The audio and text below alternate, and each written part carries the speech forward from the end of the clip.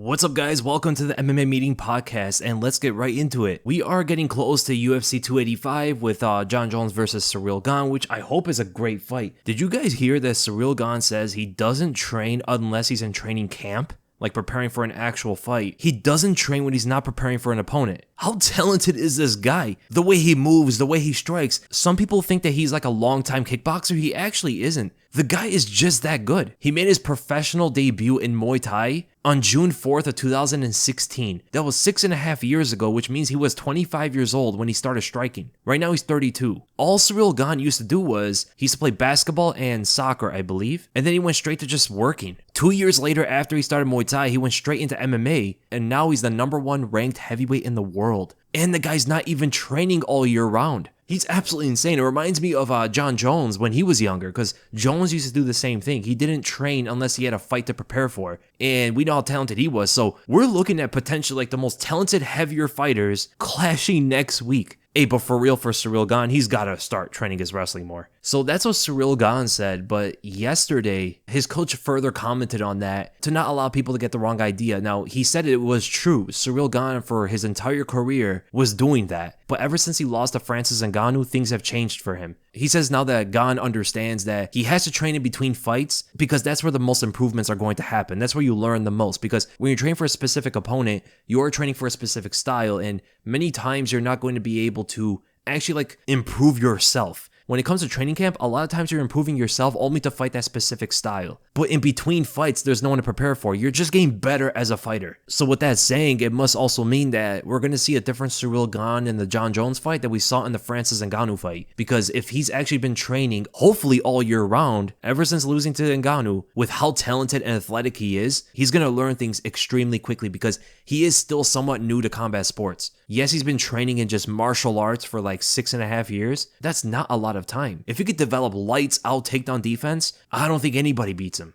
And he did actually admit that it is going to be a regret of his looking back at his career, but he just says he's lazy. That's insane. And there's a video going around on Jon Jones. It is a bit older. It's, I believe a kickboxer. His name escapes me. This was years ago where Jones was like signing things for the fans and whatever. And then a kickboxer came up to him, started talking some trash, and he got a reaction out of Jones. Jones is like the scariest guy on the planet to run into on a bad day. I really wonder what kind of results he would get if he went to a psychologist. Some people say he has to be a sociopath. I'm not going to say he is or isn't, but if he is, if there's something wrong with his head like that, it has to be helping his fighting, because he fights these guys like he's the villain of a slasher movie. When he rocked Daniel Cormier and then kicked out his leg when he was stumbling, and then he walked him down so nonchalantly, that was something out of horror movies. I could just imagine if Cormier remembered that moment. I could just imagine getting nightmares after that of Jon Jones walking at you while you're stumbling from him kicking out your leg. And I still remember those guys that were spray painting the city or whatever. They happened to run into Jon Jones of all people. He grabbed it out of their hand. He has to be the scariest guy on the planet. I wouldn't even say Francis Ngannou is, because Ngannou seems like a nice guy. Jones does not strike me as the same thing. And when he goes and fights Ciryl Gane, who's like the nicest guy in the world, it's going to be a good reminder, or at least a good opportunity for the newer fans that have never seen Jon Jones fight to actually witness how good he is in the cage. I really hope, though, that he doesn't come in there super ring rusted, and then the new fans are going to tell us, what was all the hype about Jon Jones? The guy's trash. I hope that doesn't happen, man. Khamzat Chimaev is getting pretty frustrated right now. He's saying that nobody wants to fight him. So apparently there have been fighters that the UFC has talked to, and then when it came down to negotiations, Khamzat's saying that they're asking for too much. They're pricing themselves out. There's like 50-50 fighters asking for like crazy money, and they don't really deserve it. And Khamzat's also saying that he's not going to fight someone lower anymore. He wants to fight the top guys. He wants to go and fight the top contenders so he can get his title shot. And he's very frustrated that these fights are not happening quickly for him like they used to. And they were talking to Submission Radio, and the Submission Radio guys asked about Robert Whittaker, because Whittaker was open. You know, he was ready to fight. He didn't have his opponent because Paulo Costa didn't take it. Costa's not calling out for Sean Strickland, which is very strange. Why would he turn out Whittaker but then want Strickland? It's a big step down in competition. But Khamzat's coach said that for whatever reason, the Whittaker fight did not materialize. So it looks like they actually wanted to go for that fight, and they're making it seem, we don't know for sure, but they're making it seem like Whittaker didn't want the fight for whatever reason it was. Whether it be the money, whether it be the opponent, whether it be the date or whatever it is, don't really know. but that's what they're making it seem like. Man, I would have loved to see that fight. And the coach is saying that it's not Khamzat. Khamzat's willing to fight everybody, but it's us. He's saying like the coaches and his camp. They're trying to rein him back, like, hold up, Khamzat. We got to get the right opponents for you because you can't just fight anybody at this point. Man, it really is going to that place where the fighters in MMA are making so much more money now that they're not willing to fight certain opponents. I don't know if you can ever stop that issue from happening. I think it's always going to be a problem whenever fighters get more money. Because boxing has that big issue right now. Terrence Crawford and Errol Spence should have fought like 5 years ago. When Floyd and Manny were supposed to fight, it happened 5 years too late. And watch, when MMA fighters start getting that kind of money, hopefully that happens one day, we're probably not going to see the fights we want. I hope it doesn't get to that place. But then you think about like back in the day with Tommy Hearns and Sugar Ray Leonard and all those guys in the 80s and 70s. Now, of course, I wasn't alive back then, but it seemed like they all fought each other. That's what it seems like to us. But who knows? There could have been a lot of politics then too. GSP would fight whoever was the next contender. Anderson Silva would fight whoever's the next contender. And they were making crazy money with sponsors and stuff. But it seems like now, not even just champions, but contenders are making money. And they're in a position where they're able to pick and choose their opponents. I hope we see Khamzat fight soon, man. I know he had all that like controversy about the weigh-ins and stuff, but the guy's so fun. All my friends in real life love this guy. A lot of them don't actually watch too much MMA, but they love Khamzat. They loved Conor McGregor, and now they love Khamzat. Very strange connection there. And another good connection was Dustin Poirier's hand on that heckler, where he brought out the sign saying that your wife's in my DMs, which is still a pretty funny meme. But man, Dustin did not take that lightly. He wanted to jump out the car. So he was like in the car. He was standing through the sunroof, and there was a guy on the ground outside who was holding the sign that said your wife's in my DMs. And then Dustin wanted to like hop out of there. He went to slap the guy and everything. Like, he was furious. I can understand, but man, that was a while ago when that happened. We do have a fight announcement, Sergei Pavlovich versus Curtis Blaydes. This is a really good fight, and it seems like it should be the #1 contender fight. The winner gets a title shot, and man, what's going on with Stipe? Where has he been? What has he been doing? Is he just waiting for a title shot? Because I don't know if he's going to get it. The only way he's going to get that title shot, I think, without fighting anybody, is if Jon Jones calls him out after beating Ciryl Gane. That's absolutely what Stipe is going to have to be hoping for at this point, because Sergei versus Curtis Blaydes, this is the kind of fight that's going to establish the next guy that fights for a belt. And they've been doing amazing. I mean, they're on great streaks right now. That fight's probably going to end with a knockout somewhere. TKO on the ground from Curtis Blaydes or knockout on the feet with Pavlovich. So it's definitely going to be a fantastic finish that you're not going to be able to just say no to them. Unless you want the winner of that fight to fight Stipe, that's another thing, but I would go with the winner of that fight over Stipe at this point because Stipe is just waiting too long. And his whole Jon Jones situation when they were supposed to fight each other was such a weird thing. I feel for Stipe. I really like the guy. I like him as a fighter too. He's the greatest heavyweight of all time, but man, you can't just be waiting like that. He hasn't fought in 2 years. His last fight was a knockout loss to Ngannou. The next time the heavyweight champion fights, it's going to be probably at the end of the year, like maybe in the fall. It's just too much time, man. You can't wait like that. But then again, Jon Jones was able to, but Jon Jones was willing to fight anybody. He wanted to fight a heavyweight. But the thing is, Jones is a big name. He never lost, even though there are some controversial decisions in his record. Gustafsson and Reyes, those were close fights, but I don't think he won those. So the reason for him getting a title shot is a little bit different. And we know how Stipe's relationship is with the UFC, so it's a bit of a bummer. But that Sergei and Curtis fight is going to be crazy. So we wanted to see, is Sergei's takedown defense actually up to scale now? Because the last time we saw him get taken to the ground, he got demolished by Alistair Overeem. And Overeem is not the wrestler that Curtis is. So if he can defend Curtis Blaydes' takedowns, I mean, this guy is going to be an absolute monster to deal with. The power that he has in his hands, I don't think Curtis wants anything to do with that. But then again, Blaydes did strike a lot with Derek Lewis. He struck a lot with that guy, and he didn't need to. And he was actually beating him on the feet up until he went for that takedown and then got clobbered unconscious. But I don't think he's going to do anything to Sergei on the stand-up. Sergei's way too sharp with his boxing. He has insane power, very fast hands. He knows how to beat you to the punch. He knows what angles to hit you with. He has good eyes to see your shots coming. I mean, always out of the range and countering with his own against Tai Tuivasa and Derek Lewis. And the guy has a massive reach. 84 inches for a 6'3" guy is crazy. That's a crazier differential than even Jon Jones' reach. Slightly though, but it is going to make a big difference in that Curtis Blaydes fight. And if he could stuff those takedowns, Blaydes is just done. I don't see where he wins that fight. He needs to fight on the ground. If he can't get it there, he's going to get bulldozed. And I like Sergei Pavlovich, man. I love his style. I usually do like the strikers, man. Especially strikers that go for the knockout the way he does and is sharp on the counters and always looking for the finish in every given moment. I like that kind of style specifically. And let's get right to the questions. And we're going to start with Diego Marvid. Now that McGregor is fighting Chandler at welterweight, an eventual win for McGregor may position him for a title contention at welterweight. If Leon Edwards wins against Kamaru Usman in the rematch and Conor wins against Chandler at welterweight, how likely do you see an eventual title shot between Leon and McGregor, and who would you pick for the winner? This can seem pretty ridiculous, right? Conor beating Chandler at welterweight, where both guys aren't real welterweights, they're not ranked, that surely should not get him a title shot. But with his star power, and if Leon beats Usman and he wants to call that out, anything with Conor can possibly happen. Especially if he has a good performance against Michael Chandler. The UFC is going to want to put on some big fights. Now, they don't have to with their ESPN deal, but it's still a massive fight that they could put together.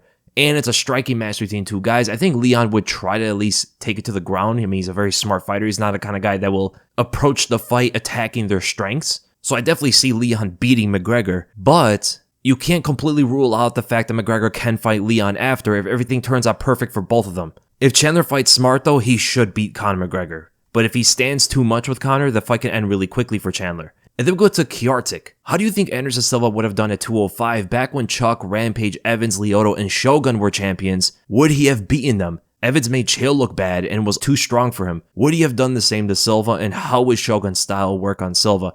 So if Anderson was at 205 during those days, Rashad Evans would be his toughest fight for the fact that he is the best wrestler out of those guys. Rampage can wrestle, but he went away from that when he came into the UFC. He was much more of a wrestler back in Pride. Chuck Liddell will be going at Anderson's style. He's bigger than Anderson. He hits harder punch for punch maybe, and he is extremely precise, but he will not have any defense against Anderson's strikes. His movements and everything are just way too behind the times, and I believe his movements will get intercepted by Silva relatively easy. Rampage is just too slow and too plodding from a distance. I think Silva would put on a good performance against Rampage. Lyoto and Anderson would be a close one. For the fact that Lyoto is very fast, they both understand their game because they both did train with each other. And Lyoto is bigger. He can use some of his trips in the clinch and stuff like that to use a size advantage. But at the end of the day, I can see Lyoto running into something. As great as he was with his elusive footwork, he sometimes gets hit really clean in a fight because of his low hands and his willingness to take sharp angles. And whenever Lyoto attacks, he blitzes in with his chin upward, and that's a recipe for disaster as Anderson's going to be able to snipe him coming in.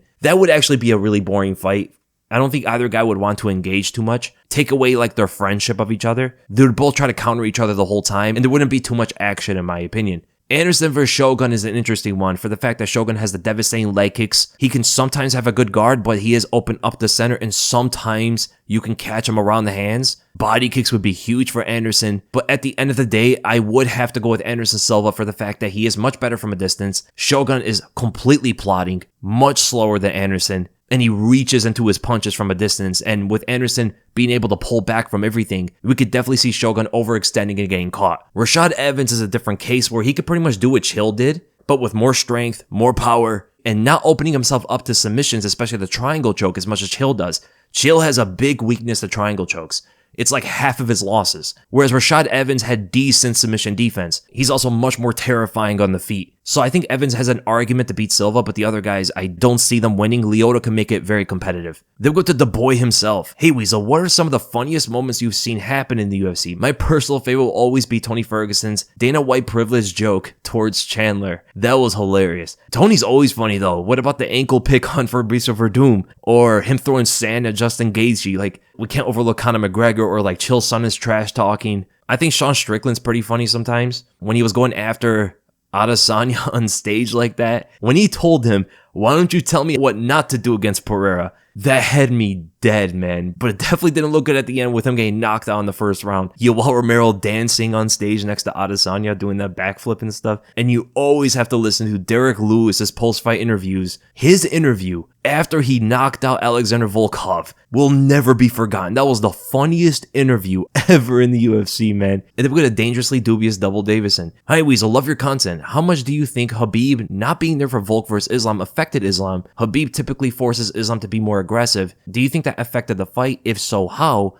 Also, how do you think the 9 hours less that rehydrate affected Islam, the bigger fighter, going into the match? Well, Khabib not being there is going to have some effect. I can't gauge how much because it's a different opponent. Yes, Khabib pushes Islam to be more aggressive, right? To attack the Kamaru when he fought Dan Hooker, because that's Khabib's style. If you really look at it, Islam's style is not to do that, but Khabib pushes him to do it, and it's usually effective. Now, would that have been the way to fight Volk? I think it's different. I think Volkanovski proved to be a much tougher task than anybody expected. And if Islam would have been aggressive, he would potentially run into some right hands. Because for most of the fight, it was up to Volk to actually engage Islam, because Islam did not attack as much as probably even Volk expected. And that might be another reason as to why Volk overextended on some of his punches, because he wasn't probably game planning to do that going into the fight. He probably expected Islam to try to use his strength, try to use that size advantage to go after Volk and just overwhelm him, because that was the talk the whole time, and Islam was saying he was going to knock him out, but I think attacking Volk in that manner probably would not have been the move. And the 9 less hours to rehydrate affecting Islam, I mean, of course that's going to affect anybody, especially the bigger guy going into the fight. Weight cuts can get really nasty, especially for guys like that. I mean, Islam did not look good on the scales even. There might be a day where he just can't make 155 anymore. He might have to jump up to 170. So like the weight cut looked bad and he had less time to rehydrate. So if this keeps happening for him, if the weight cut just gets that bad for him, he should move up to 170. Look at that Nick Penfold. Hey Weasel, I love your opinion on what sort of form Bones will return in. I didn't think he looked great against Reyes, and his form was sloppy against that cop car. I actually agree.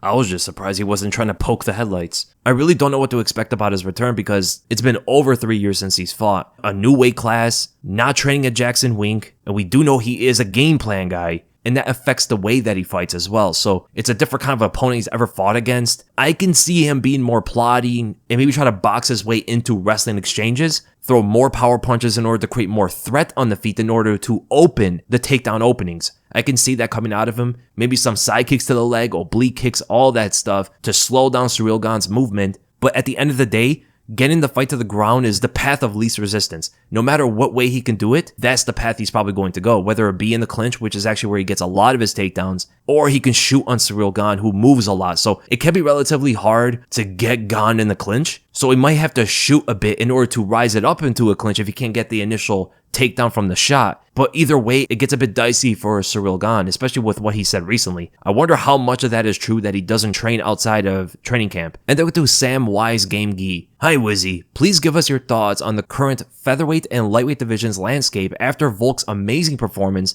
and the fact he is apparently pushing for an immediate rematch. How much could Islam be affected both mentally and physically for the damage taken and the fact that Father's plan didn't work on Volk? Greetings from Mexico.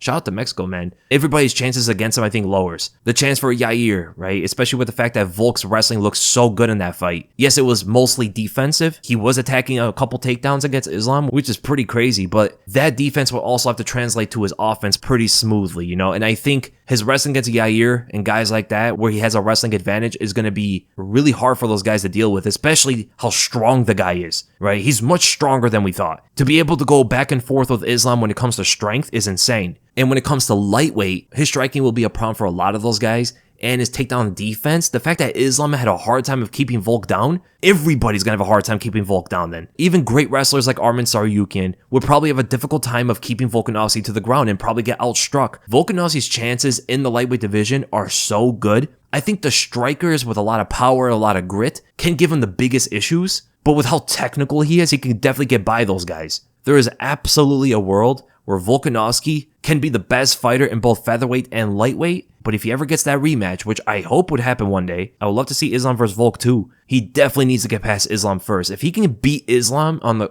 scorecards or finish him or whatever, and I could see what he's trying to say where he should have done more in the fight. He probably thought so much of Islam and didn't let go in moments that he should have. I could see him performing better, but there's a lot of different kind of variables that go into a rematch as well. So Volkanovski is the best featherweight in the world. And if he was in the lightweight division, I can see him being at the very least top 3. And when it comes to Islam's mental and physical state, from the damage that he took and the fact that he just didn't blow right through Volk the way people thought he would have, I don't think it's going to hurt him too much. I think Islam is mentally and physically strong. There's going to be changes in his mentality with the fact that he probably doesn't want to engage with Volk too much on the feet the way he did.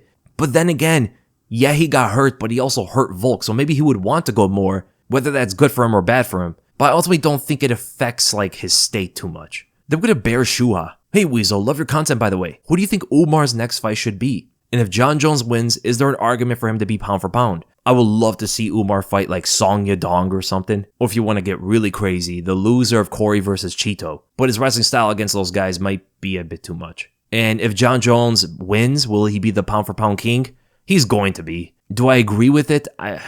I guess you would have to for the fact that he won the heavyweight title. The only thing I don't like about putting Jones up in ranks and stuff is the fact that he's got caught with PEDs so many times. But being the light heavyweight champion, never losing there, even though he should have lost 2 fights, Gus and Reyes, but then able to go up to heavyweight and win that title against Ciryl Gane, who right now is the best heavyweight in the UFC, you have to. I understand the whole Volkanovski argument, but with the fact that he didn't get the nod from the judges, and Jon Jones does get the win, you would have to go with Jones. Even though I believe Volkanovski is the better fighter. Ciryl Gane's a good opponent, but just winning the heavyweight championship, it's not like the most prestigious title, you know?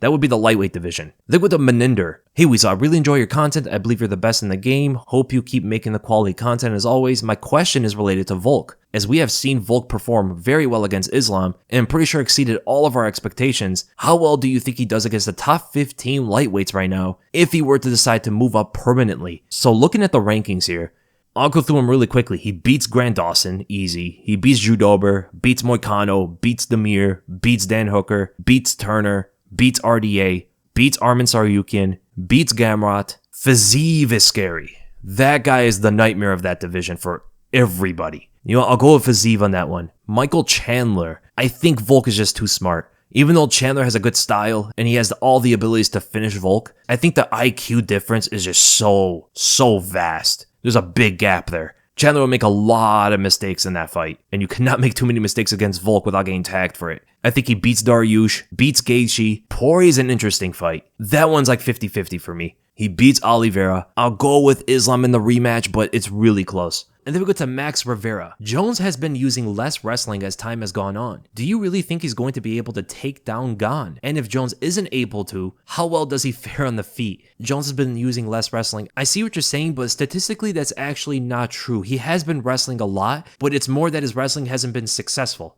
as it used to be back in the day. The only recent fight he didn't really shoot many takedowns was against Thiago Santos. And it's the strangest fight to not shoot takedowns. The guy was pretty much on no legs. Easiest guy to take to the ground probably. You don't want to stand too much with him. But Jones just wanted to beat him at his own game, I guess, which he attempts very often. But for the other fights, he attempted a lot of takedowns. So I'm going to confirm with the stats here just to make sure. Yeah, so he attempted 9 takedowns against Dominic Reyes, but was only successful with 2. Against Anthony Smith, he shot in 8 times. Was only successful with 3. Against Gustafsson in the rematch, he shot in 5 times, but was successful with 1. Against OSP, he shot in 5, successful with 3. And then Cormier rematch, he shot in 5 times, successful with 3. And then we look at his older fights. So when he fought Glover, he shot in 6 times, successful with 3. The Rashad Evans fight, which is another 5-rounder, he shot in twice and got 1. Against Rampage, he shot in 6 times, got 2 of them, and it seems like this is just a repeated thing throughout his fights. Let me just see Stephan Bonner. He shot in 10 times on Stephan Bonner, got 7 of them, and that was a 3-round fight. Shot in 5 times in his UFC debut, got 2 of them. So it seems like there isn't really much of a difference. You know, he did shoot 9 times in his last fight, which is one of the most he's ever shot in an entire fight. So it just goes to show you that these newer fighters are much better at stopping his takedowns. Number one, because they are bigger. The guys that Jones fought before, like those legends, they're all smaller than him. Rampage was a pretty big guy, but like Lyoto, Shogun, Rashad, Vitor, these guys in today's standards would be middleweights. Whereas Jones was always and still is a big light heavyweight. So when he's fighting guys who are 6'4", like Anthony Smith and Dominic Reyes and Ovince St. Preux, etc., these guys are able to stop his takedowns a little bit better just because they have the strength to do it. Number 2, they study his game. They know his kind of takedowns. They know how to prepare for him better than the older fighters did because Jon Jones was a newer guy. There wasn't as much footage to actually study as there is now for him. And number 3, potentially Jones slowed down. Maybe. I don't really see it too much because when he rematched those older guys he fought like DC and Gustafsson, he looked good in those fights.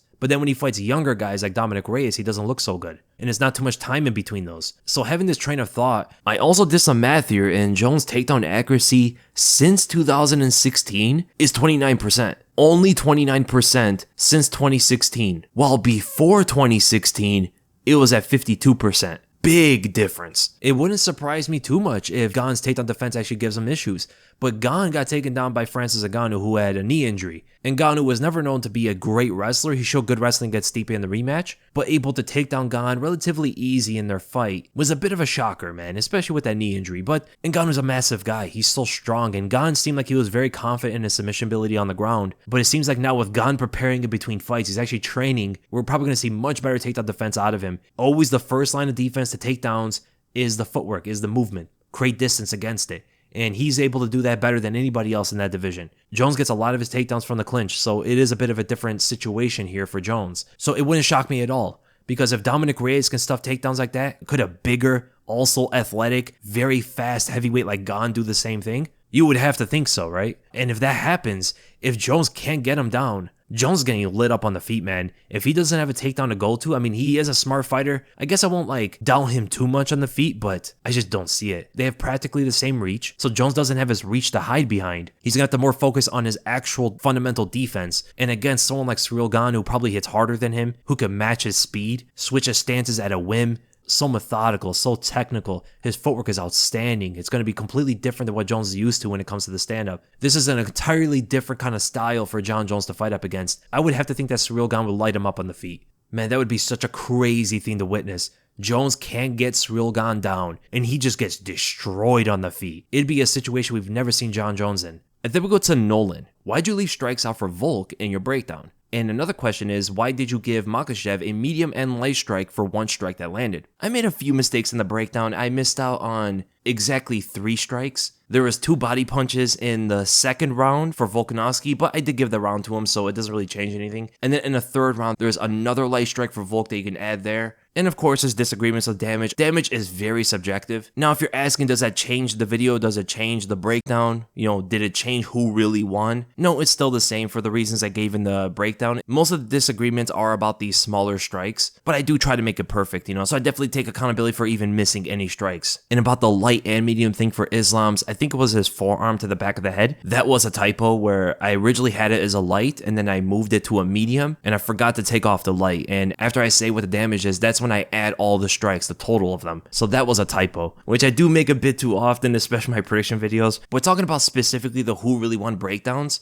I think it's very important for me to clarify on what those breakdowns are actually about, because it seems like some people are not really understanding of what those breakdowns are for. I think most of you understand that it's to determine who really won the fight, but it seems like people are starting to confuse them for stat breakdowns, when that's not really what it is. It's not about stats. It's not about actually counting strikes and stuff. Light and medium strikes are almost never going to win rounds, but it seems like that's what most people are debating on, are the light and medium. It's the heavy strikes, it's the knockdowns and stuff like that that are going to win the rounds. In reality, all the other strikes shown don't even matter to the scoring. The only reason why I even show them is just to compare them to the biggest strikes. So I originally thought about just showing the big strikes and that's it. But then I thought that people are going to ask, what about the others? What about the other strikes? What do those look like? So then I just decided to show all the strikes that landed in the round instead. And it is really hard to determine what's light and what's medium. It's a very arbitrary system, but the reason why I use it is because it's kind of easy to follow, especially for the wide audience. And I believe it's more entertaining. That's the main reason why I show the light and medium and stuff like that. But in totality, the only things that really matter because of the way the rules are written are the biggest strikes in the round.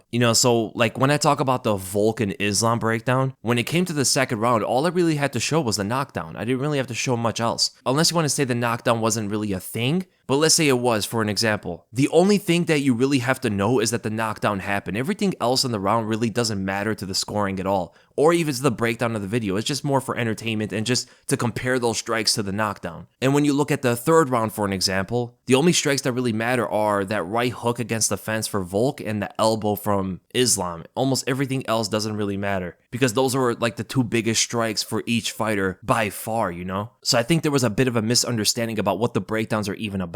And I also think it's more enjoyable, more entertainment for you guys. Imagine if I just showed those 2 strikes, right? It wouldn't be as entertaining and people would want to see more. So I'm just going to add all the strikes in the round for you guys, but that's really the only reason why I even show any of that. Just to create some understanding of what the breakdowns are even about. Just to create some understanding of what the who really won breakdowns are about. I have noticed 2 issues that some people are having with even trying to understand what damage actually is, because the rules don't really clarify too much of what it is. They don't give too many examples, so it's easy to confuse things. But not only like the results of certain strikes and how that shows damage, but I also see some people confusing damage with how a strike looks while it's getting thrown instead of the reaction that it delivers. So they're seeing more of the damage from the way they're throwing the punch than the punch actually landing in the results of it, which is not how you assess damage. You don't look at damage by the way that you throw a strike, because jabs in particular never look like some big strike. They never look like big swinging hooks and stuff, and that's specifically what people are having an issue with. They see big swings and they think that's going to always cause the most damage. But we've seen in many fights where jabs cause better results, or straight rights, or just tighter punches that don't have big momentum, big swings and stuff. This problem could be coming from different places. Some of it might be with a lack of experience and training, as it shows that some people probably don't know where to look for damage. But the way that we and the judges especially have to assess damage from a strike is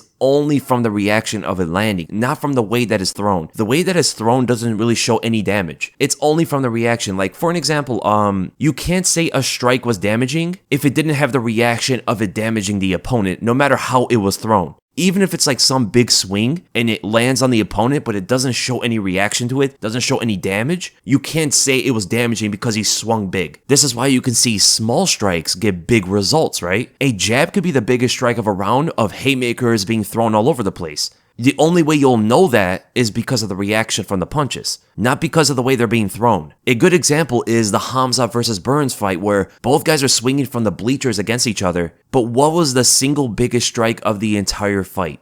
It was Khamzat's jab in the first round. He caught Burns with many hooks, straights, and uppercuts, but none of that sat Burns down like his jab did. And remember, all those hooks and straights and uppercuts were after accumulation of damage even happened. So Burns would have been softened up for more damage by that time. But the jab in the first round was the thing that caused the most damage because we saw the reaction. What is one of the biggest damaging things you can see in a fight if a fighter gets knocked down from a punch? What is a knockdown? It's a reaction to a punch. It's not the way that a guy threw it. You could get knocked down with many different kind of ways. You could get knocked down by a jab, an uppercut, a haymaker, a grazing shot. The only way you know the damage is by him getting dropped, not because of the way they threw the punch. So I just want to clarify anybody had confusion on that, because I did see some people not really understanding of where the damage is coming from, like what you have to look at. Now, this can run into different issues, right? Not only like my who really won breakdowns, but the judges themselves. It can run into an issue of a good poker face. And you can't get around that. If a guy has a good poker face after taking some big punch, it's impossible for anybody besides that fighter to know that they were hurt, right? Not even the judges are going to be able to see that. They're only going to be able to judge off of what they see. So a good poker face actually can help you not lose rounds. And this is why fighters who acknowledge punches is not a good thing, because it works against them. If they get hit by some like big shot and they acknowledge it, they're telling not only the audience, but they're telling the judges that that was a big shot and it could work against them. You want a good poker face. You want to make it seem like you're never getting hurt. And experience comes with that. Floyd Mayweather has one of the best poker faces ever. He gets hit by some big punches that you would think will hurt him, but he never shows a reaction to it. He never makes it look like he's hurt at all. But I'm pretty sure throughout his entire career, he's been hurt many times. Not only is it good to trick your opponent to thinking that you're not hurt, but it's good to trick the judges as well. And then with the Mountain Man King. Hey Weasel, after the performance Volk had against Islam this past weekend, how do you see his potential matchup with Fiziev going? Given how impeccable his takedown defense looked last fight out against a well-established and battle-tested fighter in RDA, keep up the great content, been a subscriber and a fan since I was 16 years old. I'm 23 years old now. It's been an incredible pleasure to listen to your podcast breakdowns over the years and seeing how you've transcended from just the YouTube audience to actually reaching fighters. Congratulations on the hard-earned success. Hope for many more years. Thank you so much, man. It means a lot. I think regarding Fiziev's takedown defense, it would be pretty difficult for Volkanovski to take him to the ground. Also, with the fact that Fiziev is very big, he's very muscle bound as well, explosively fast. I think he would be able to sprawl a lot of those takedowns, making it mostly a stand-up fight. And from there, Volk, I would say, is much more efficient with what he does. He's more basic than Fiziev with what he does. I mean, Fiziev throws some crazy stuff out there at times, even though he has amazing fundamentals. He's not nearly as efficient as Volkanovski, right? Volkanovski's jab is always extremely precise. He has some of the best leg kicks in the sport. He has good body shots, as shown in the Islam fight, especially with his way of switching in while he does it. But Fiziev will sometimes switch stances on you, which could really take off different kind of angles. But Fiziev swings a bit too much at times. He gets too excited with his offense. His technique is super clean, but his precision can be really off at moments. And that could leave a lot of opportunities for Volkanovski to defend the shot and return with his own. But Fiziev is just so dangerous, man. The speed that he's able to operate on with the kind of power he has in his strikes, and I don't like the way Volkanovski defends head kicks. Fiziev has insanely fast head kicks. Volkanovski being so short is going to hurt him in the tight clinch. Islam even landed some really good knees on Volk there, and Islam is nowhere near Fiziev when it comes to exploiting that. There's going to be a lot of uppercuts from Fiziev, and he has extremely unpredictable combinations like the knee into the double hooks that he threw at RDA. I mean, it was so hard to see him do that right there. Just explodes out of nowhere, man, and I think stuff like that can catch Volk eventually in a 5-round fight. So even though I can see Volk like winning the majority of the fight because he is much more precise with his punches and he's more energy efficient, I see eventually Fiziev clipping him and dropping him. Then with a Zoyak. Hey Weasel, just had a few questions. Would mean the world if you answered them. Number 1, who are some great UFC fighters who were never able to capture undisputed belts? Poirier, Ferguson, etc.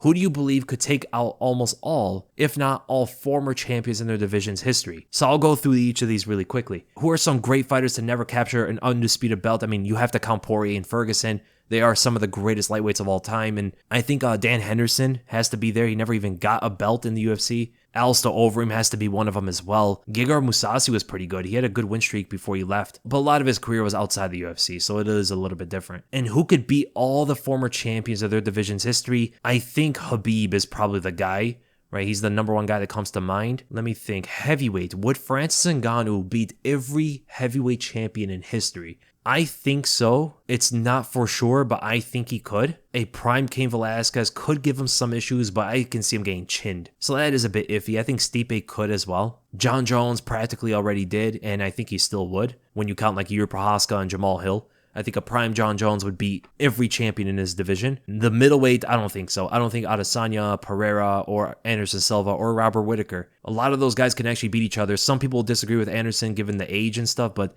you would definitely have to throw him in there, at least in consideration. Now for welterweight, this is interesting. Would GSP beat every champion? I don't think so. I think Usman could beat him. Leon could give him some issues. I could see him like landing some good high kicks throughout the fight and changing it a bit, almost like Carlos Condit did. But of course, being much better with his takedown defense, much better striker, much sharper with everything he does practically. So for welterweight, I wouldn't say anybody. For lightweight, again, I say Khabib. I think Khabib would beat every champion in that division's history. For featherweight, I would definitely have to go with Volkanovski. I think he beats every featherweight champion. A prime Jose Aldo would have been interesting though. That is a fight. Like that would be a great fight. But I would have to say that Volkanovski is a good bet to beat every champion in his division. For bantamweight, no, actually, I think it's too competitive. Right now, the champion is Aljamain Sterling, but he can lose. He could lose to Jan if he fought him again. He could lose to TJ Dillashaw, like a prime TJ Dillashaw. He could run into problems with Renan Barão. Renan Barão had some insane takedown defense, man. In his prime, regardless of what you think about USADA, but you have to count that guy. He was a monster in that time period. So no, I think bantamweight is just way too competitive. For the flyweight division, of course not. You know, Figueiredo and Brandon Moreno went at it back and forth, and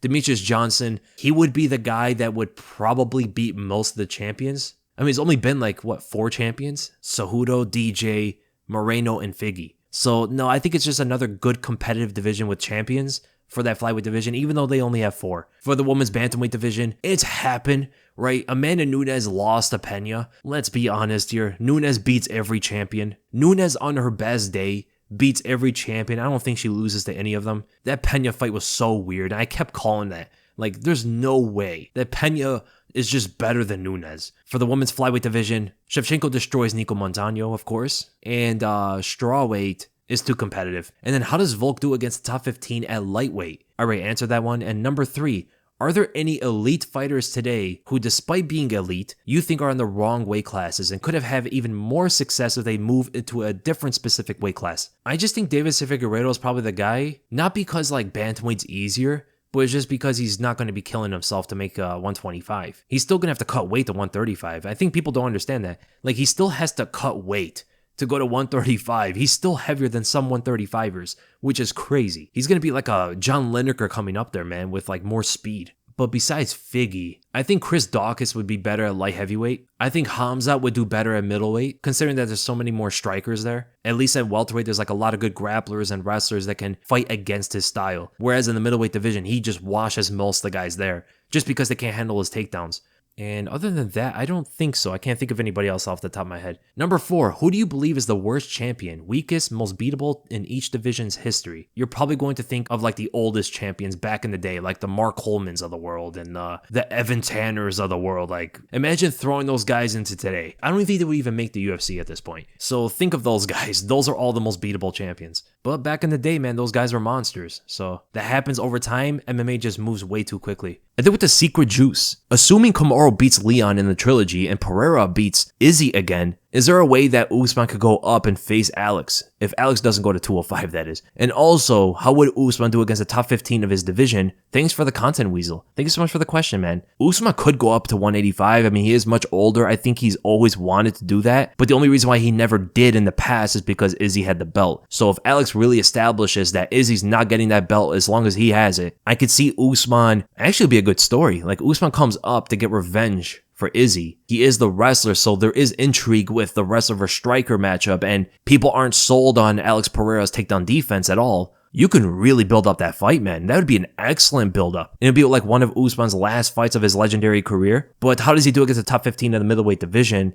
Seeing Darren Till at number 15 is so sad. He definitely beats Till, beats Chris Curtis, beats Kelvin Gastelum, definitely beats Imavov. I think he beats Mooney's on the feet and keeps it standing. Beats Dreykus, beats Hermanson. Just a better wrestler overall, and he can out-trade Jack. Roman Dolidze is scary now. That's not a good style for Usman. Great Brazilian Jiu-Jitsu, and a lot of power in the stand-up. He's also very tough. Usman is more technical overall. He's much faster, and I could definitely see the speed of his hands at 185 being an issue for Roman. So I ultimately would go with Usman, but that's a scary fight for him. He beats Strickland again. Costa is a dangerous fight for him because Costa has good takedown defense. He's a very big guy. He has a lot of output with decent power, but he just doesn't have the greatest defense. I can see him running into right hands. He doesn't defend a jab actually at all. Uriah Hall showed that. I mean, Uriah Hall has a fast, long jab. It's really snappy, but so is Usman's. Usman has such an amazing jab. So I can see because of the straight punches, Usman can really tag Costa so many times to the point where the takedowns become a lot easier for him to get. Really gets Costa to react to the straight punches, and there comes a takedown opening. I see him definitely being Derek Brunson. His stand-up is just way better. And I don't see Brunson really taking Usman to the ground. I see him out-techniquing Vettori. I see him taking down Jared Cannonier. Whitaker destroys Usman. Whitaker's just a nightmare, man. I think Adesanya beats Usman for the fact that a lot of Usman's takedowns will come from the cage, and especially against guys who move so much, a lot of those takedowns are going to be forced to happen on the cage. And Adesanya's best takedown defense is right there against the cage, so I could see him defending a lot of takedowns and just winning every striking exchange. And as for Alex Pereira, I'm not sold on his takedown defense yet, right? I don't know exactly where it's at, and that's why I would have to go with Usman. But Pereira's a really big guy. There is that going for him, but I gotta see his takedown defense to really be confident in who wins that. But if his takedown defense is bad, Usman easily beats him. If he can stuff the takedowns, he destroys Usman. And then with the Daniel Khan. After watching Volk vs. Islam, how do you think Volk would have done against Khabib? Also, how do you think Islam would do in the welterweight division after this? And do you think the bad weight cut affected his performance against Volk? Keep the content coming. Interesting question, man. I think Khabib would have been much better against Volk because his grappling on the ground is just different, right? He's much better with the ground and pound. He's much better at softening you up, whereas Islam was just trying to grapple the whole time, right? He was just trying to instantly get his back and stuff instead of actually landing ground and pound shots and breaking through positions the way Khabib does, right? Islam is more clean with everything. Khabib fights you everywhere. He tries to beat you down everywhere. And I think that's much better against someone like Volk than what Islam was trying to do. And when it comes to the stand-up, Islam again is just more clean and becomes more of like a formal kickboxing fight. Whereas Khabib is just so unpredictable, it could give a technical style like Volk issues. Specifically when takedown threats are always at a constant, right? And with that kind of pressure from Khabib specifically, Khabib can hit really hard. He's very fast to explode out of the gates. And his punches and takedowns mix up pretty well. I think the relentless aggression that he has with the kind of unpredictable striking that he presents would give Volkanovski more issues than Islam's cleaner style. And how does Islam do in the welterweight division? I think he does very well. I don't see him beating Usman. I probably don't even see him beating Gilbert Burns. Khamzat I think is too much for him. I think Shavkat might be too much for him. He might be in the top 5, but there's quite a few of really good wrestlers that are much bigger and stronger than him that would give him a lot of issues. Wrestling styles going up divisions are usually not a good thing. It's usually the strikers moving up that have better performances. There are some outliers there, but for the most part, that's what it is. And the weight cut affecting Islam. Of course, it looked like a bad weight cut. Any bad weight cut will affect anybody, regardless of who they are, right? I'm pretty sure Volk even had some bad weight cuts in 145 that affected his performance. Maybe his weight cut against Max Holloway in the second fight. Who knows? I mean, he got dropped pretty easily by some shots. So yeah, I definitely think Islam did get affected by the weight cut. How much? Really hard to tell, but for sure, anybody's ever experienced a weight cut or seen weight cuts, they get really bad, man. And then we get to Bob the Bencher. How would you like to see the scoring system change to better suit MMA? Or do judges just need to improve? Love the content, keep up the great work. Thank you so much, man. Yeah, the scoring system needs to change a lot. Everybody knows I do not like the scoring system whatsoever. There needs to be a lot more detail. There needs to be a lot more examples, just so we know, because there's so much subjectivity on it, man. It's so much on opinion. Damage by itself is just entirely subjective with the way they wrote it. But like, when does grappling exchanges trump striking exchanges and vice versa? Like, when does that get mentioned? It doesn't. Like, let's say fighter A got fighter B's back, landed some good shots, chased the rear naked choke, right? But in the same round, fighter A got rocked on the feet. Bad. He took the fight to the ground and went into that position. Like, who wins the round? They seem equal with the way the scoring system is written, but we just don't know. And when you're leaving so much subjectivity to judges that a lot of them are not that familiar with MMA, we got some boxing guys in there, that's when a lot of decisions get really nasty. So I do like effective striking and grappling being over things like control and stuff, because that's what actually matters in a real fight. When it comes to like the subjectivity is the thing I despise the most about scoring systems. And also the judges definitely need to improve. They need to understand like submission attempts, because oftentimes there'll be fighters getting submissions in fights and they just don't get scored much. The judges don't understand Brazilian Jiu-Jitsu. They've never been through that. They don't understand the technique. They don't understand how effective that actually is. Getting a rear naked choke on somebody is so crazy. Getting an armbar, a triangle, whatever it is, they don't understand. That's why I had Ciryl Gane beating Francis Ngannou in that 5th round of their... Like, for an example, Ciryl Gane's heel hooks against Francis in that 5th round trumps everything else that happened in the round. But the fact that the judges don't understand heel hooks like that... I think it was one heel hook, actually. One of them... Francis easily escaped, but there was another that he kind of had to fight out of. That was bigger than everything else. And Ngannou was just holding Ciryl Gane to the ground the whole time. He didn't do anything. He did nothing on the feet. In fact, Gane led better strikes on the feet before he got taken to the ground. The only thing that Ngannou really had was taking him to the ground and just sitting on top. But Ciryl Gane was the guy that was actually establishing effective grappling and some effective striking there. Judges definitely have to get better. Then we go to Say Goodnight Fight. In a hypothetical matchup between Khabib and Islam, who do you think would win? Let's just say they are both in their respective peaks in this matchup. Also, seeing a little guy like Volk put up against Islam made me curious to imagine how a bout with Volk and Demetrius Johnson would play out. Do you think Mighty Mouse would have a shot, or do you think Volk would dismantle him? No, Demetrius is way too small. I mean, you saw him not do well with the size against bantamweights. Dominic Cruz literally overpowered him. And the size difference isn't the same. Like, Demetrius, I think, walks around at 140. Volk probably walks around the 170s. He's probably like 15 pounds less than Islam, whereas Demetrius is like 35 pounds less than Volk. It's a big size difference. But with Khabib and Islam, I think Khabib would win that. I think Khabib is better with the transitions from his striking to his wrestling. I think his takedowns are more effective than Islam's. It's a lot from his pressure, and he throws his opponent off with it. Islam would look to counter many times, but Khabib and Islam are probably not going to be worried about each other's wrestling too much, but I ultimately do think that Khabib would be able to take him to the ground, land a lot of good ground and pound shots, and Islam seems a lot more chinny than Khabib, right? If Khabib lands some good ground and pound shots, I think he will soften up Islam a lot easier. And the problem with Islam's grappling style in comparison to Khabib's is, like I mentioned before, like, he purely grapples more than Khabib does, whereas Khabib does everything with you, right? I said this a few years ago where Khabib will literally smash you on top, soften you up so much where the transitions become so much easier, and sometimes the opponent even just gives it up to him. And that's how he's able to get submissions and all this stuff off on you. He's one of the greatest ground and pound artists we've ever seen in the sport. And Islam just doesn't do it as much. Even if he was able to get Khabib on his back, right? Khabib will be able to scramble and all of that stuff. I mean, remember that triangle choke? I believe it was a triangle he tried to get on Abel Trujillo when he got taken to the ground. It was very quick, man. And Islam's takedowns in general just aren't as effective against these fighters. I mean, many fighters have resisted his takedowns and even pushed him up against the fence. Look at Thiago Moises. How many times did Thiago Moises reverse the position against the fence on him? And he even tried to get Islam's neck at one point. Like, we've seen Islam in way too many bad positions on the ground against much lesser competition to say that he would do so much better against Khabib, right? Khabib got in some guillotine chokes here and there, but he always got amazing positions against much better competition that Islam has fought outside of like Oliveira and Volkanovski. So ultimately, I do have to go with Khabib. So he has a much better chin. I think his pressure can throw Islam off a bit. I think he would be able to take down Islam, and I think his ground and pound would make a massive difference. Once he starts landing the ground and pound, the fight completely changes for Islam, and I think it just completely goes to Khabib's side. Whereas if Islam happened to get Khabib to the ground, I think Khabib wouldn't be too worried about the ground and pound, and he would be able to specifically focus on certain things there. But we'll never know. It'd be a very interesting fight.